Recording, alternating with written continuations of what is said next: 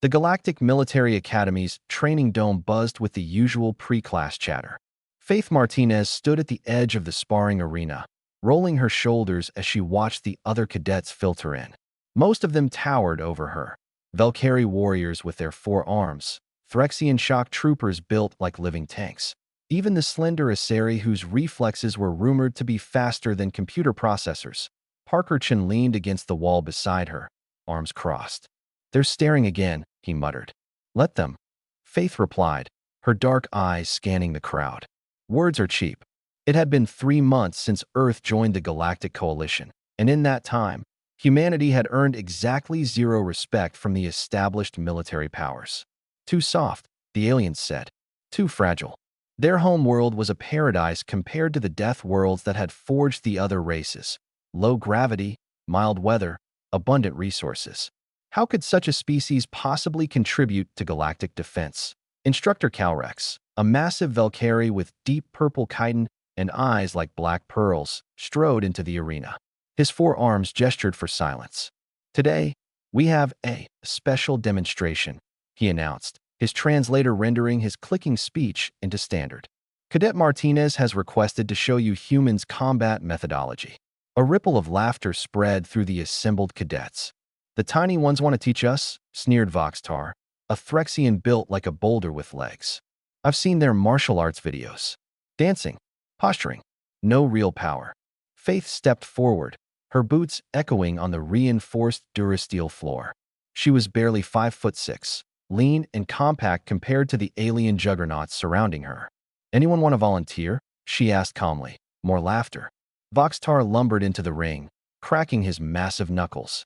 "I will try not to break you, human." Parker pushed off the wall, concern flashing across his face, but Faith caught his eye and shook her head slightly. She'd been waiting for this moment since arriving at the academy. "Standard combat rules," Calrex announced. "First to submit or incapacitate wins. Medical drones standing by." Voxtar charged immediately, relying on his species' signature tactic, overwhelming force. He was fast for his size, closing the distance in 2 thunderous strides. His fist, large enough to encompass Faith's entire head, drove toward her like a meteor. Faith wasn't there, she'd shifted her weight, redirecting his momentum with a movement so subtle it seemed like Voxtar had simply missed. The Phyrexian stumbled, confused. His species didn't stumble. "Your strength is impressive," Faith said, circling. "But you're telegraphing every move.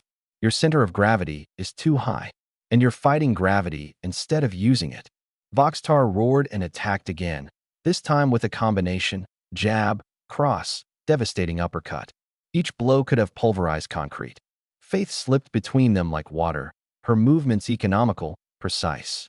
She wasn't dodging. She was reading him, staying just millimeters out of range. The watching cadets had stopped laughing. "On Earth," Faith said, her voice carrying across the arena, "we don't have 4 arms or armored skin. We don't have enhanced reflexes or redundant organs. So we developed something else." She ducked under a wild haymaker. "We learned to turn physics into a weapon." Voxtar was breathing hard now, frustrated. He lunged, trying to grapple. If he could just get his hands on her, his superior strength would end this immediately. Faith's hand shot out, grabbed his extended wrist, and she dropped her entire body weight. The leverage was perfect. Voxtar's own momentum became his enemy as Faith pivoted, her hip becoming a fulcrum, and suddenly 300 pounds of Phyrexian warrior was airborne. The throw was called Uchimata in the ancient Japanese martial art of judo. Faith's people had been perfecting it for over a century. Voxtar crashed into the Durasteel floor with enough force to crack the reinforced plating. The impact echoed like a thunderclap. Medical drones immediately swarmed, but the Phyrexian waved them off. Dazed but conscious, the arena was silent. "That was control," Faith said, not even winded. "Now let me show you power." She moved to the center of the arena, directly over the spot where the floor had cracked. Parker recognized her stance immediately, Seizendachi, the fundamental position of Okinawan karate. Her breathing changed, became deeper, more focused. "Humans don't just study how to fight opponents," she said. "We study how to break the world itself." Her fist rose to her hip, chambered. Every cadet in the dome felt the shift in atmosphere. The the way predators can sense a coming storm. Faith's muscles coiled, kinetic energy building like a compressed spring. She'd trained for this moment her entire life, first in her grandfather's dojo in Okinawa, then in the underground fighting circuits, and finally in humanity's desperate crash program to prove themselves to the galaxy. She exhaled, a sharp ki that cut through the silence like a blade. Her fist struck the floor. The physics were simple but devastating. Every ounce of her body weight, accelerated through perfect technique, channeled through the iron-conditioned bones of her fist into a single point of impact. The force didn't dissipate, it transferred, following the path of least resistance through the molecular structure of the durasteel. The floor didn't just crack, it shattered, a spiderweb of fractures radiated outward from the impact point, spreading 15 feet in every direction. One section of plating buckled upward. Emergency alarms blared as the arena's structural integrity monitors went haywire. Faith stood, her hand unmarked, and looked at the stunned assembly. This is Tameshawari, the art of breaking. We practice it not for show, but to prove a principle. Technique multiplies force. Physics doesn't care how strong you are naturally.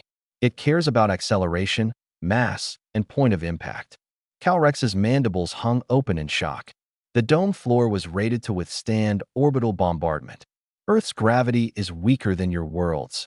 Faith continued, addressing the crowd. So we learned to generate our own force. Our atmosphere is thinner, so we learned breath control. We're physically weaker, so we studied leverage. Every disadvantage became a lesson. Parker stepped forward, grinning. She hasn't even shown you our weapons training yet. Faith allowed herself a small smile. The instructor asked for a demonstration of human combat methodology. This is just the foundation. Everything else, our tactics, our strategies, our refusal to quit even when we're outmatched, builds from this simple truth. We don't fight the way you do because we can't. We fight the way we do because we had to learn how to turn the universe itself into our weapon. The medical drones had helped Voxtar to his feet.